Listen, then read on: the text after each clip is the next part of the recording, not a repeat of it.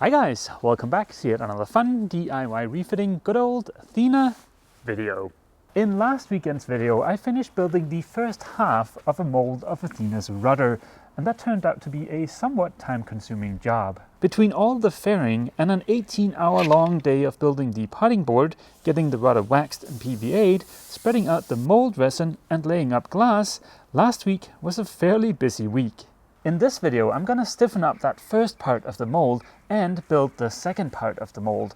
Fortunately, that second part isn't going to take as long because I won't have to worry about the parting board. When the mold is completed, the plan is to open up the old rudder to inspect the damage. You might be wondering, why bother making the mold then? Well, because of the way the rudder is constructed.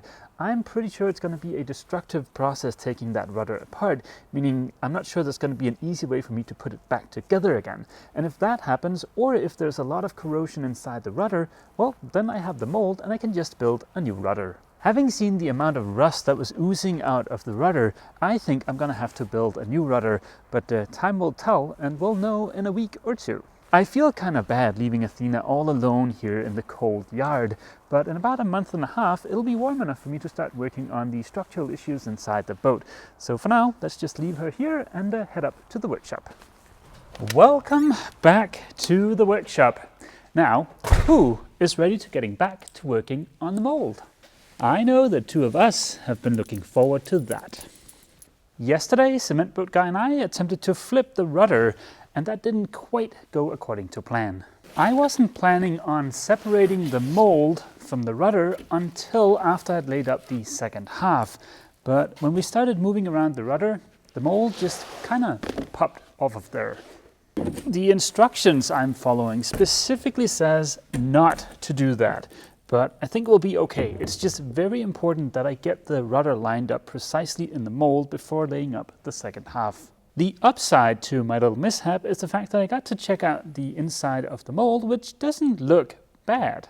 There are definitely some areas where I can see the parting board has kind of shifted a little bit on me, like for instance right here, and then there's the matter of all of this extra fuzz. So let's go ahead and get this trimmed.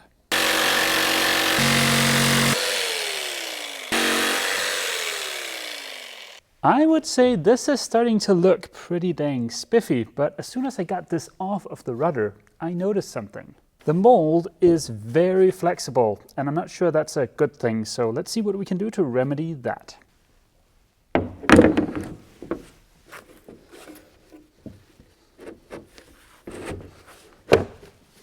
There's something here I can do to spiffy up the appearance of the mold a little bit, and that's to take care of these fixer mold doodads. All of the alignment pins got fully encapsulated in fiberglass, but the fixer mold doodads, they're kind of jaggy and pokey. Ah, no more pokey bits. Let's get back to stiffening up the mold. By the way, let me show you something cool. Watch the edge of the peel ply where it's releasing from the mold.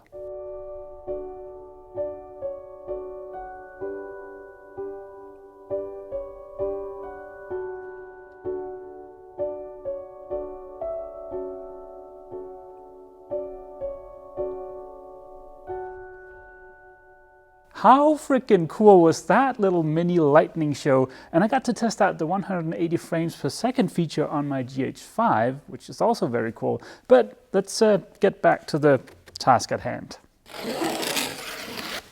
I've got a fair bit of this grit-scorn foam lying around from when I rebuilt the deck, and I don't really have any other plans for it. So let's see if we can use it to stiffen up the mold. I am guessing something like this would be a big help.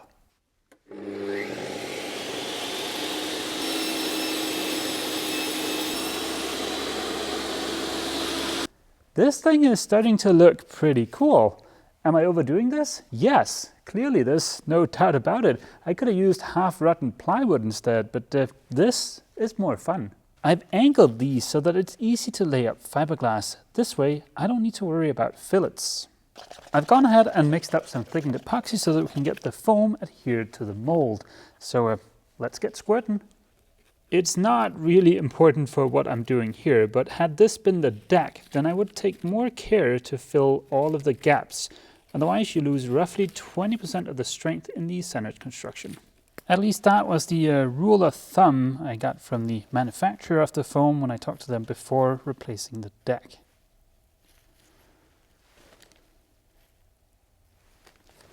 And just like that, we are done. I'll go ahead and clean up all of the squeeze out, and then we'll leave this until tomorrow. Hi guys, it is a couple of days later, and progress has been made on stiffening up the mold, or at least I hope it has. Last night I sanded the foam core to remove the scrim. That's the thin net that's tying all of the little blocks of foam together. Now that's done to promote a better bond between the foam and the top skin. Then I cut 15 centimeter wide strips of fiberglass using a sharp knife and trimmed those to roughly match the size I'd need.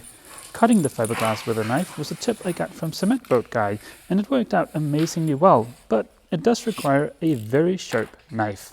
I finished off the night by laying up the fiberglass I just cut.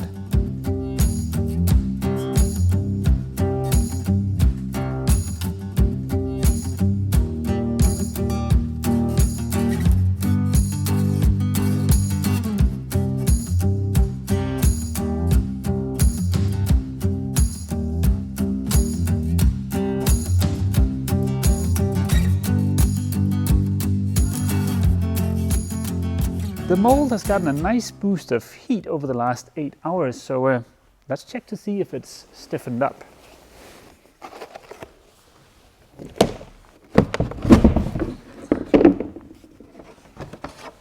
Wow, this thing feels a lot more solid. I can still get it to flex a little bit if I push on opposite ends, but I think this is perfectly acceptable. If I had let the laminate kind of come down these edges instead of just cutting it off, I think that would have stiffened up the mold a lot. But yeah, hindsight is always 20/20, and like I said, I think this is perfectly adequate. The big challenge now is going to be to get this monstrosity flipped around and back in the mold, because this thing is freakishly heavy. I'm not sure I can do that on my own, but let's give it a go.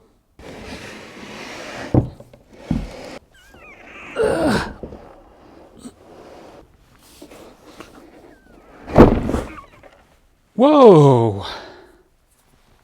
Also, ow! I'm not gonna lie, I pinched my fingers something fierce there, but the rudder is back in the mold and it looks like I didn't damage the mold, so big success. Good morning, guys. It is Saturday morning and it looks like I've survived my brush with the finger pinching mold of doom.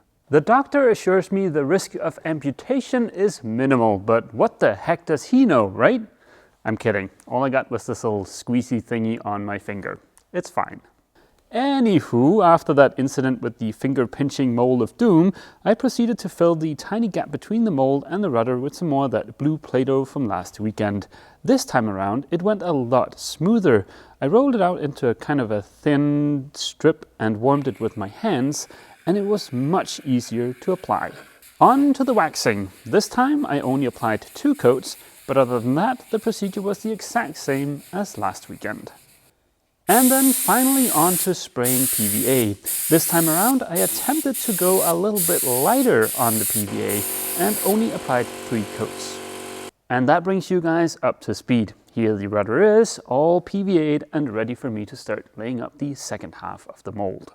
Getting back to the PVA situation, this is a piece of the PVA from last weekend, and as you can see, it's pretty frickin' thick. It's almost like a tarp. I definitely don't think there's any need for the PVA to be applied this thick, but yeah, I'm still learning. The learning process is one of the things I really enjoy about DIY. You get to pick up new skills and slowly attempt to hone them, but yeah, let's get back to the rudder.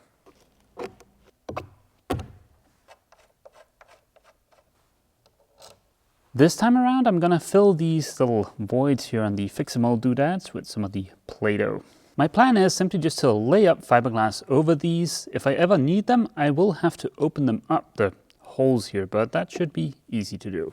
And I've got a feeling I'm going to save a lot of time in the process of laying up the glass doing it this way. And that's it. We're finally ready to start laying up the second half of the mold. I figure it's going to take around 6 to 8 hours from start to finish, so let's get this show on the road. This weekend, I'm not going to explain every single step. I did that last weekend. This weekend, I thought it'd be more fun to try and mention the things I'm going to do slightly different based on what I did last weekend. All of the mix ratios are of course going to stay the exact same. But for instance, this weekend, I've got a much softer brush.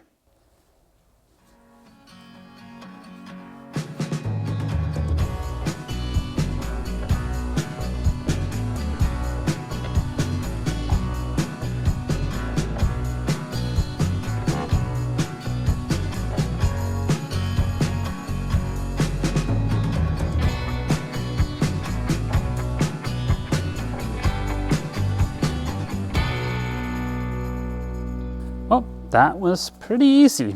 I don't think the softer brush made much of a difference, but the manual suggested it, and now I've tried it, so we'll see if there's a big difference in the surface finish, which I doubt there will be. I'm going to attempt to go a little lighter on the chopped fiber strands here, because I noticed I vacuumed up a lot of those last weekend. If you guys have noticed a humming sound in the background, what's making that sound is actually right there in the background. It's our new CNC machine.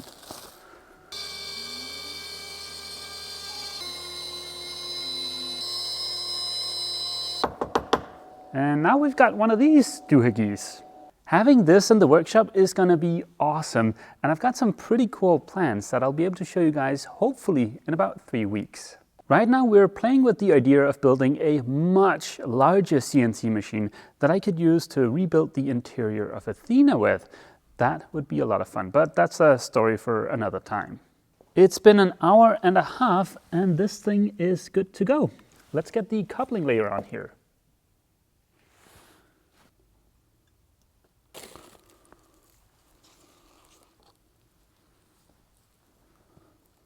I don't know why, but as I mentioned in last weekend's video, this step, the coupling layer stuff, is no fun. This is just tedious and very time consuming. But at least I am done. All of these sharp corners are now covered in this stuff, so it's easy to lay up fiberglass. And all of the alignment pins and fix-and-mold doodads have gotten a generous dab of the stuff too.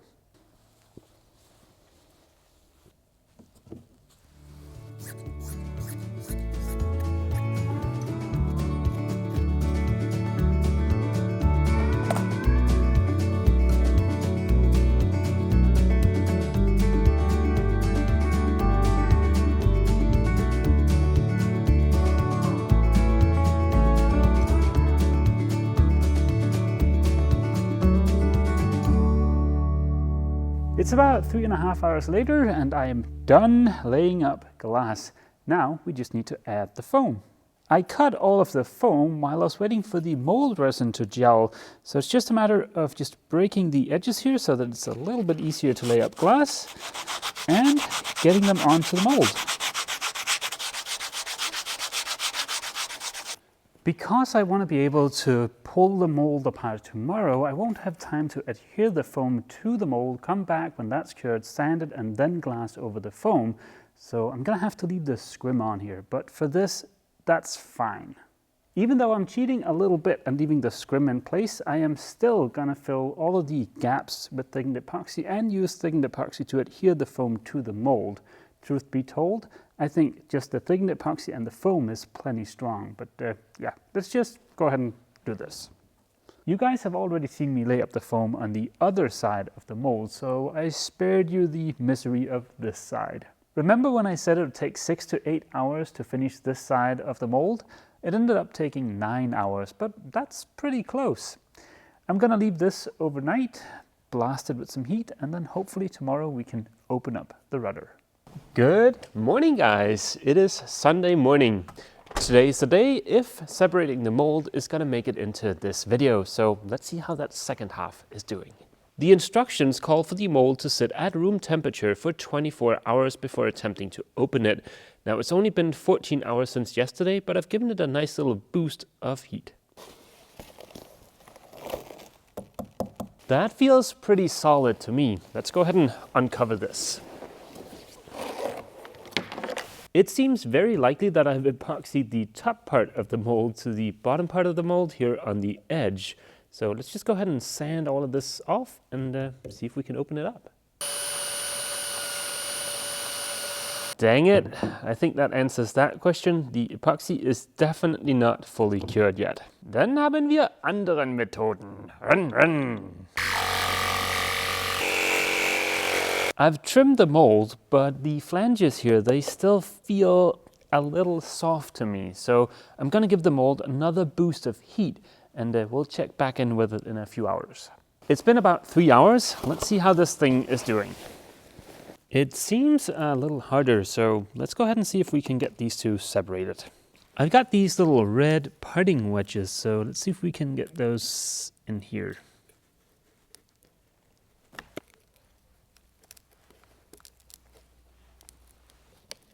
Well, it feels like there is a little bit of resistance here. I think I'll focus my initial efforts on this corner down here. This should be the easiest part to get to release, so let's give these a few whacks.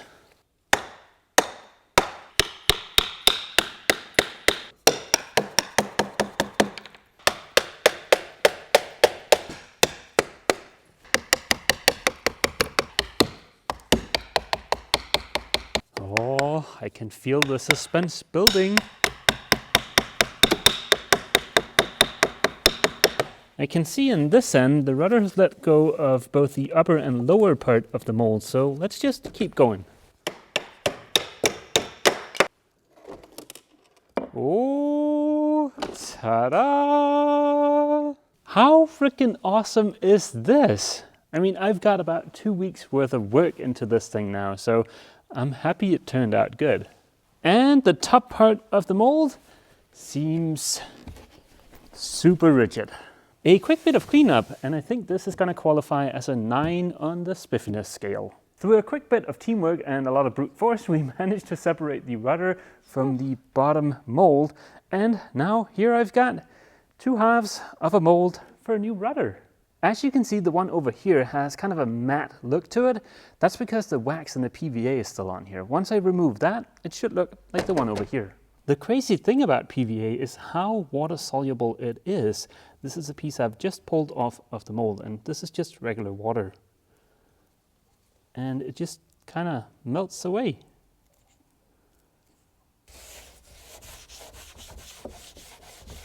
Thusly scrubbed, the 2 halves are looking spiffy as can be. Before I start using them, the manufacturer does recommend that you post-cure them.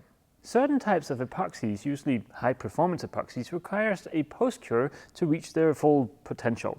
I'm not going to pretend to understand the chemistry in it, but I can understand the process. And that process is pretty simple. Shove parts somewhere warm, gradually increase the heat, and just let them sit there.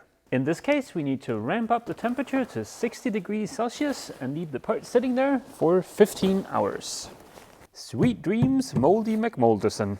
And that about wraps it up for this video. Next week, the plan, barring any unforeseen circumstances, is to tear into the old rudder to find out how bad the damage is and also how it's constructed. I am super pleased with the way that mold turned out. I mean, it was a ton of work, but it was also a lot of fun. And now I guess I can add mold making to my resume. I mean, I've only made the one, but still. And yeah, that is kind of it for this video. As always, feel free to leave a comment down below, and don't forget, if you've enjoyed this video, remember to leave a like. See you!